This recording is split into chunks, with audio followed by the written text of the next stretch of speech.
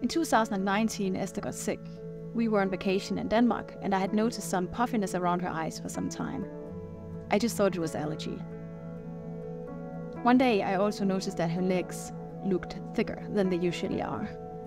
And I checked on her, and I saw it was edema. I immediately captured her urine. It was dark and foamy, and I put her on a scale, and I saw that she gained 20% weight. I went to the local general practitioner, and he thought it was just an infection. But nevertheless, he agreed that we should go to the hospital, and he referred us.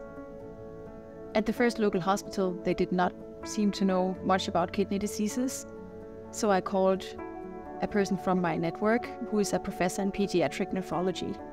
He was also very concerned, just like me, and I requested that we would be referred to a university hospital. When we arrived at the university hospital, they took the situation very serious. She was already biopsied the next day. We went through a number of different suspected diagnoses, and we tried a lot of different therapies, but unfortunately, nothing worked. Esther just got more and more sick, and after 9 days in Denmark, we were repatriated back to Switzerland. Also at Kinderspital Zurich, Esther's situation was taken extremely serious. There was a team of very skilled nephrologists, and even with the biopsy results, they had actually difficulties diagnosing her. We had to re-biopsy her. She was treated with a number of different therapies. She was treated with pulse therapy, steroids 3 times. Unfortunately, none of these therapies really helped, but she had significant side effects. And after 1.5 months in hospital, Esther had a mild stroke. She went into coma. We were informed that when she would wake up, she would likely be cognitively impaired, at least for some time. Experts from all over the world were involved in her case, and all of these experts gave very different, sometimes even opposing recommendations.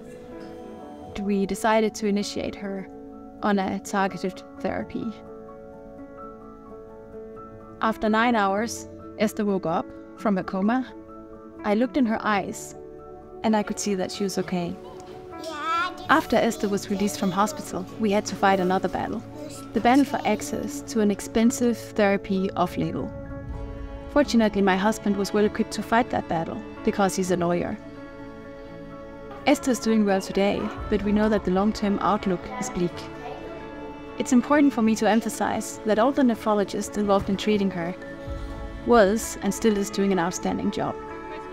They are very skilled and they are very committed, but they lack the evidence base required for optimal clinical decision-making.